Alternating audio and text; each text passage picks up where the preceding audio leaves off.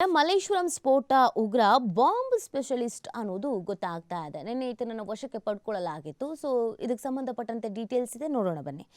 30 ವರ್ಷಗಳಿಂದ ಈತ ತಲೆಮರೆಸಿಕೊಂಡಿದ್ದ. 2013ರ ಏಪ್ರಿಲ್ 17ರ ಬೆಳಗ್ಗೆ 10:30ರ ವೇಳೆ ಬೆಂಗಳೂರಿನ ಮಲ್ಲೇಶ್ವರಂ ಬಿಜೆಪಿ ಕಚೇರಿ ಬಳಿ ಸ್ಫೋಟವೊಂದು ಸಂಭವಿಸಿತ್ತು. ಘಟನೆಯಲ್ಲಿ 16 ಜನ ಗಾಯಗೊಂಡಿದ್ರು.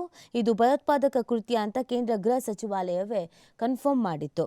ಮಲ್ಲೇಶ್ವರಂ ದೇಶದ ವಿವಿಧೆಡೆ ನಡೆದಂಥ ಸ್ಫೋಟ ಪ್ರಕರಣಗಳಲ್ಲಿ ಅಬೂಬಕರ್ ಸಿದ್ದಿಕಿಯ ಕೈವಾಡ ಇರೋದು ಸಾಬೀತು ಆಗಿತ್ತು. 30 ವರ್ಷಗಳಿಂದ ತಲೆಮರೆಸಿಕೊಂಡಿದ್ದ ಈತನನ್ನ ಜೂನ್ 1ರಂದು ತಮಿಳುನಾಡು ಪೊಲೀಸರು ಆಂಧ್ರದಲ್ಲಿ ಬಂಧಿಸಿದ್ರು. ನೋಡಿ, ಹಲವು ಬಾಂಬ್ ಬ್ಲಾಸ್ಟ್ ಪ್ರಕರಣದಲ್ಲಿ ಈತ ಭಾಗಿಯಾಗಿದ್ದ. ಆದರೆ 30 ವರ್ಷಗಳಿಂದ ಯಾರ ಕೈಗೂ ಸಿಗ್ತಾನೆ ಇರಲಿಲ್ಲ. ಎಲ್ಲಿದ್ದಾನೆ ಅನ್ನೋದ್ರ ಬಗ್ಗೆ ಸುಳಿವು ಕೂಡ ಸಿಗ್ತಾ ಇರಲಿಲ್ಲ. ಸೊ ತನಿಖೆಯನ್ನ ಚುರುಕುಪಡಿಸಲಾಗಿತ್ತು. ಯಾಕಂದ್ರೆ ಈ ವಿವಿಧ ಬಾಂಬ್ ಬ್ಲಾಸ್ಟ್ ಪ್ರಕರಣದಲ್ಲಿ ಈತನೇ ಪ್ರಮುಖ, ಈತನೇ ರೂವಾರಿ ಕೂಡ ಆಗಿದ್ದ.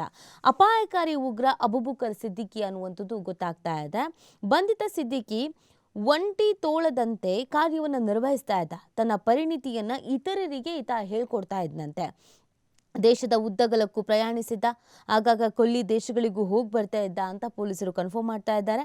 ಎಲೆಕ್ಟ್ರಾನಿಕ್ ಉಪಕರಣ, ಟೈಮರ್ಗಳನ್ನು ಬಳಸಿ ಸುಧಾರಿತ ಸ್ಫೋಟಕ ತಯಾರಿಯಲ್ಲಿ ಈತ ಸ್ಪೆಷಲಿಸ್ಟ್ ಆಗಿದ್ದ. ಬಾಂಬನ್ನು ಹೆಂಗೆ ತಯಾರು ಮಾಡಬೇಕು ಅನ್ನೋದು ಈತನಿಗೆ ತುಂಬ ಚೆನ್ನಾಗಿ ಗೊತ್ತಿತ್ತಂತೆ. ಅದರ ಜೊತೆಗೆ ಈತ ಬೇರೆಯವ್ರಿಗೂ ಕೂಡ ಇದೆಲ್ಲದ್ರ ಬಗ್ಗೆ ತರಬೇತಿ ಕೊಡೋ ಕೆಲಸವನ್ನು ಮಾಡ್ತಾ ಇದ್ದಂತೆ. 2011ರಲ್ಲಿ ತಮಿಳುನಾಡಿನ ಮಧುರೈನಲ್ಲಿ LK ಅಡ್ವಾಣಿ ಹತ್ಯೆಗೆ 5 ಬಾಂಬ್ ಸ್ಫೋಟ ಸಂಚನ ಈತ ರೂಪಿಸಿದ್ದ ಅನ್ನೋದು ಕೂಡ ಗೊತ್ತಾಗ್ತಾ ಇದೆ. ನೋಡಿ, ಈತನನ್ನ ಇದೀಗ ವಶಕ್ಕೆ ಪಡ್ಕೊಳ್ಳಲಾಗಿದೆ. ಈತನನ್ನ ಇದೀಗ ತನಿಖೆಗೆ ಒಳಪಡಿಸಲಾಗಿದೆ. ಸೊ ಈಗ ಜಾಕೀರ್ ನಾಯಕ್ ಸಿದ್ದಿಕಿಯ ಚಿಂತನೆಯಿಂದ ಈತ ಪ್ರಭಾವಿತನಾಗಿದ್ದ ಅನ್ನೋದು ಗೊತ್ತಾಗ್ತಾ ಇದೆ.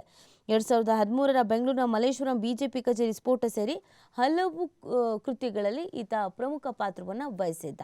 ಈತನಿಗಾಗಿ ಬಲೆ ಬೀಸಲಾಗಿತ್ತು, ಹುಡುಕಾಟವನ್ನು ಮಾಡಲಾಗ್ತಾ ಇದ್ರೂ ಕೂಡ ಈತನ ಸುಳಿವು ಮಾತ್ರ ಸಿಕ್ಕಿರಲಿಲ್ಲ. ಇದೀಗ ಫೈನಲಿ ಡೀಟೇಲ್ಸ್ ಎಲ್ಲ ಸಿಗ್ತಾ ಇದೆ.